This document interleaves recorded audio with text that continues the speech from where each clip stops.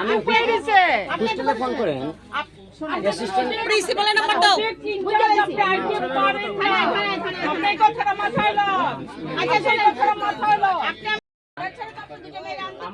বুঝেন আমি প্রিন্সিপালের অর্ডার ছেড়ে কি প্রিন্সিপালেই হোস্টেলে বাচ্চাদের দায়িত্ব থাকে। তারপরে প্রিন্সিপাল একটা প্রোগ্রাম সেটআপ করলে তারপরে আরেকজনের কাছে হ্যান্ডওভার দিয়ে দেয়। আপনি সেটা জানেন কিনা? আমাকে একটু বলেন নাই। আমি আমি হোস্টেলে ফোন করেন অ্যাসিস্ট্যান্ট প্রিন্সিপালের নাম্বার দাও।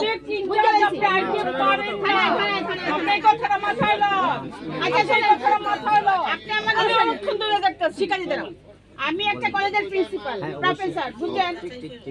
আগে সরকারি আসলাম, এখন ইকফাই কলেজের প্রফেসর প্রিন্সিপাল আমি। ইকবালে আমার দাদা লিসেন টু মি। ব্যাপারে কোনো কাগজ আছে বা কিছু তো থাকবো আপনাদের নিয়ে যেতে। দেখেন তো এসব আমি তাহলে মা বাবা কেন আইলো না ওদের আপনি নিতে? মাকে ফোন করেন এখন দেখেন আপনি কথা দেখেন লোন নাম্বার লোন ফোন করেন মা আমি কি করে জানলাম যে ও যে মা? আচ্ছা শিখাদি ফোন করুন অবশ্যই শিখাদি তুমি We want justice. Justice, justice. We want justice. Justice, justice. We want justice. Justice, justice. For Sir Pratispan. For Sir Pratispan. We want justice. Justice, justice. We want justice. Justice, justice.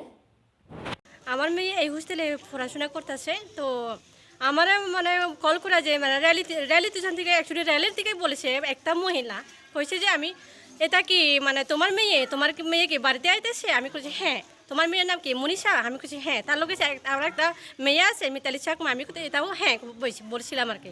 এতটুকু আমার সাথে কথা হয়েছিল, আর এরপর আর কিছু বলেনি, কলটা খেতে দিয়েছি। পরবর্তীতেও আমি আর মানে যে সময় আমার স্যারে কল করেছিল, আমি গিয়েছিলাম ফেজাতল স্টেশনে মানে আমার মেয়েতে ওয়েট করার জন্য। তো স্যারে কল করার আমার বলেছিল কি দিদি আপনি একটু কুমারঘাট থানাতে আসেন। তো আমি গিয়ে দেখি স্যারের মানে অবস্থা একদম খারাপ হয়ে গেছে।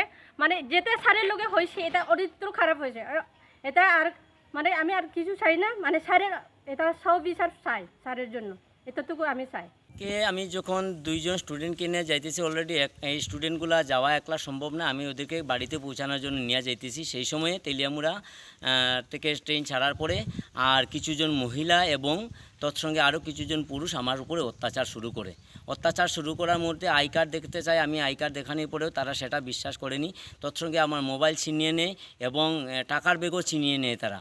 এরপরে এরকম করতে করতে মঙ্গাকামি আসার পরে পুলিশ যখন আসে, পুলিশ আসার পর আমাদের ভেরিফাই করার পরে পুলিশ আমাদের ছেড়ে দেয়। ফির পুনরায় কুমারঘাট পৌঁছার সময় আর সেই আবার 200-250 জন আমার উপরে এবং মহিলা এই যে দুইটা স্টুডেন্ট ছিল স্টুডেন্টের উপরে আক্রমণ শুরু করার দুইটা স্টুডেন্টকে সরিয়ে নিয়ে আমাকে এখান থেকে আলাদাভাবে রাখার পর এরপরে তারা পুলিশ যে এত কঠিন পরিস্থিতি ছিল তাকে মারার জন্য আমার বারবার চেষ্টা করে। এরপরে এখান থেকে জাস্টিস করার পরে কোনো তাদের কাছে এটা ক্লিয়ারিফাই হয় না বলে ফির পুনরায় আমাকে কুমারঘাট স্টেশনে নামতে হয়। কুমারঘাট স্টেশনে নামার পরে আর সেখান থেকে আর এই কুমারঘাট থানাতে নিয়ে আমাকে আর তাদের হ্যান্ডওভার করা হয়। হ্যান্ডওভার করার পরে জাস্টিফাইড করার পরে এখানে গার্জিয়ান আসে। গার্জিয়ান আসার পরে যেটা দেখছে এটা অ্যাকচুয়ালি উচিত হয়নি সেই ব্যবহারটা আমার সাথে করা।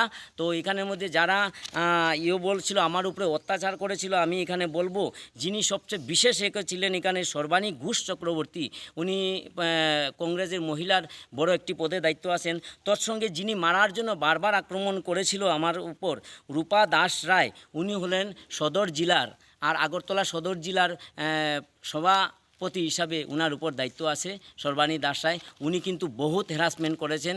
তোর সঙ্গে যারা 250 জন ছিল এত হ্যারাসমেন্ট করেছে এটা বলার মতো না। আমি সেটাই একটা চাইতেছি